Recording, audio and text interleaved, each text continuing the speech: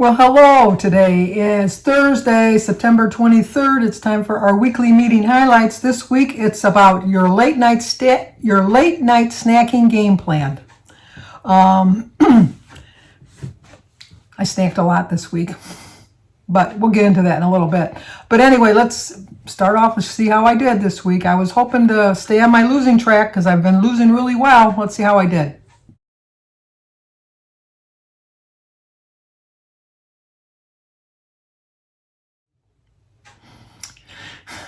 Fell off the bus. I got ran over by the bus too. I gained 3.4. Oh, I knew I was going to have a gain. I really didn't think it was going to be that much. Looking back on my week, yeah, I deserved a 3.4 gain. But my total loss is still 74.4, which I'm really proud of the fact that I've lost 74.4 pounds. But I'm not really proud of the fact that I gained 3.4 because I told you that my plan for this remainder of this year was not to have a gain. And I promised myself I wasn't going to do that. And I broke a promise. And I hate breaking promises, especially when I make them to myself. But back on track. Going to do well this coming week. We are having family dinner tonight. I am going to use my weeklies tonight.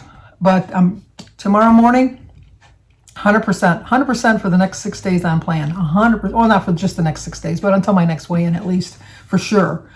But anyway, let's get into the WW Weekly, which is your late night snacking game plan. Rethinking late night snacking. I only snack on 2 occasions, day and night. I don't usually snack at night. I eat my dinner so late. I eat my dinner about 7 o'clock, so there's no need for me to snack because I'm pretty full with my dinner. And I don't like to go to sleep with a heavy stomach. I eat my dinner right around 7:30. I go to bed around 2:30. There's really not a lot of wiggle room around in there for the snacking. But that being said, I've been binging on pretzels lately. I like the butter twist pretzels. I measured them out. I have my little baggies. They're 3 points a bag. But I've had a bag every single night. So first of all, a lot of sodium. Sodium, my 3.4 gain, make it clear from the get-go, is not a sodium gain. Mine is a you ate too much kind of a gain. So some of it I can play into the sodium gain, but let's be honest, maybe at the very least a pound, if that. But the other 2.4, I own up to. I just own up to it. What let me on my snacking binge was I thought I could go to McDonald's and have a breakfast sandwich. That I don't know what it is about. I can go to a restaurant and eat out at a restaurant, stay somewhat within plan, and then get right back on track the next day, and it doesn't trigger anything in my brain. I go to a fast food restaurant, and it triggers up some sort of a memory for me because Jim and I used to eat so much at a fast food restaurant. We probably averaged 3 or 4 meals a week at a fast food restaurant before I would join Weight Watchers. The only thing I can think of was it was a memory reflex, which I think now that I've recognized it, that'll work for me. Another snacking problem that I had was on Sunday we had burgers for dinner, and Jim had potato chips left over from when he went up north, and I snacked on potato chips, and I didn't measure them out. And we all know that when you measure them out, it doesn't seem like enough until you've eaten them, and then you know that was enough. That really was enough. But when you're eating directly out of the bag like I was, before I knew it, I polished the bag off. So poor food choices this week, as well as poor snacking choices. I have apples, I have peaches, I have my berries, I have bananas, I have healthy snacks, I have nuts, I have all kinds of healthy snacks. But I didn't choose that way. I chose poorly, as Indiana Jones' buddy would say, the knight in the, was it The Last Crusade? Indiana Jones and The Last Crusade, yeah. Anyway, it's 9 p.m. and that new Netflix show and a bag of chips are calling your name. You may not even be hungry when you raid your kitchen cabinet, so what's a late night snacker to do? Try this 3-step plan. I was binge watching a lot of shows too, and I think that's probably why. Like you think you're going to the movies, you got to have something to eat. In my defense, I usually make a big bowl of popcorn, and I use probably a half a stick of butter on it. And I chose the pretzels instead. I don't know, maybe I might have been better off just binging on the popcorn and just being over with it. I'll never know, but I'm glad I didn't do it. Number 1 is pinpoint a situation that causes you to mindlessly snack. For example, watching TV when it's almost time for bed. My snacking this week was just boredom, I guess. Just boredom. I mean, I got my walk in every day, but I wasn't able to get out and read as much as I like to read. When I'm reading, I don't snack, which would be easy to snack while you're reading because you're just like reaching and grabbing, but I don't usually snack when I read, so I have to get my books out, line them up for the winter. I read more in the summer than the winter, so I have to figure out something better with that. Number 2, decide in advance what you'll do in that situation. You can still munch on something, but try picking a snack that will help you stick to your budget, like a bowl of fruit. Like I said, I have cucumbers, I have celery, I have radishes, I have peppers, I have all kinds of things that I could have snacked on. But like a memory reflex kicked in. 1 minute, please. So number 3 is create a fill-in-the-blank statement on how you'll answer the questions above. When blank, I'll blank. So like when I get the urge to mindlessly eat while watching TV, I'll eat some cherries instead. Mine is when I'm driving past a fast food restaurant, continue on. Go home and make a healthier meal. I like burgers and fries. And I think that the reason I like a burger and fry from McDonald's or Burger King is like, first of all, I don't have to cook it. Second of all, I think I like all the additives they put in it. The sodium or something, I don't know. And it's just like I said, it's just a memory reflex, I think, for me, is that it just brings back memories of how much I used to enjoy going to those restaurants, even though my body didn't enjoy it.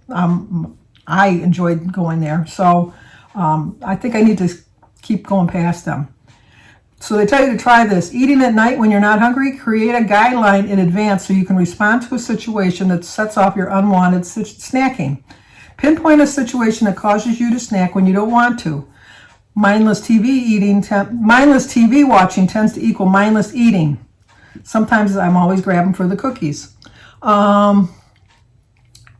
a whole, usually watching TV doesn't cause me to snack.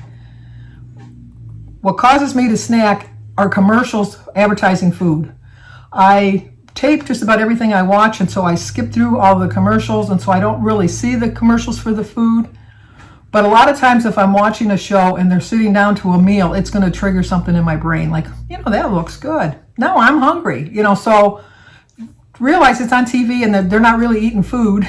And if they are, they got a spit bucket next to them because they're spitting it out because they've taken so many takes with that same amount of food. The second thing is decide ahead of time what you'll do when you're in that situation to avoid thinking that you need to do that. I can still have something sweet to eat while I watch my show, but I'll pick something that fits my budget. Fruit is very sweet. I tried all summer to get a really good watermelon. I never got a good watermelon, but you know what? It kind of somewhat satisfied me not to want to have something else. And now that the watermelon is kind of like out of season, I worry about salmonella and stuff like that, so I don't like to buy a pre-cut piece of fruit. I like to get home and wash my fruit and scrub it all down.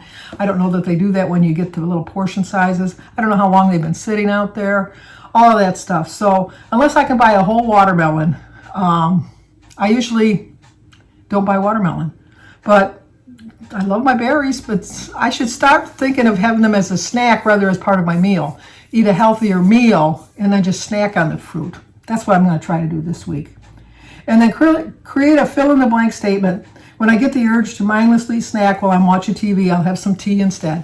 I love tea. I have all different flavors of tea. I have a whole big jar full of different flavors of tea. So I need to start doing that. Plus, you're getting your water in. I mean, it's not exactly the same, but you're still getting water in. So that's what I'm going to try to do this week too. Let's dive. And I drink it black, so I don't have to worry about sweeteners and stuff, throwing me off.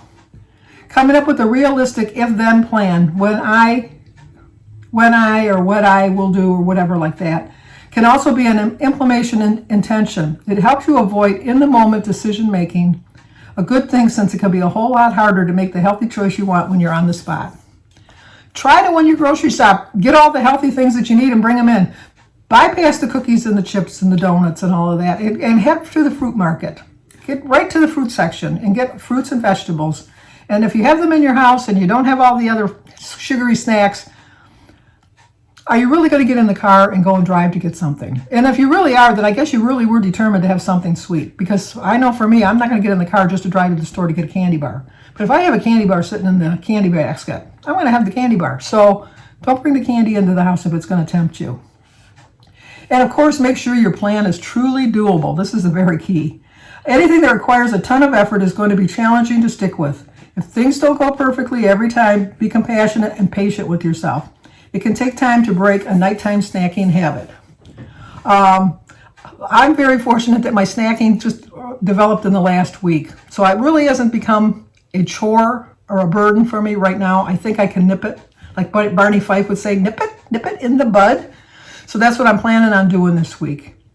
While wanting to break up with eating at night is a pretty common obstacle and shared experience, creating guidelines in other non-eating areas of your life can be just as helpful. Give it a try when you're grocery shopping and want to avoid the ice cream aisle, or when you want to help say no to just one more episode and then head to bed early. I do try to get to bed a little bit earlier, but the best laid plans.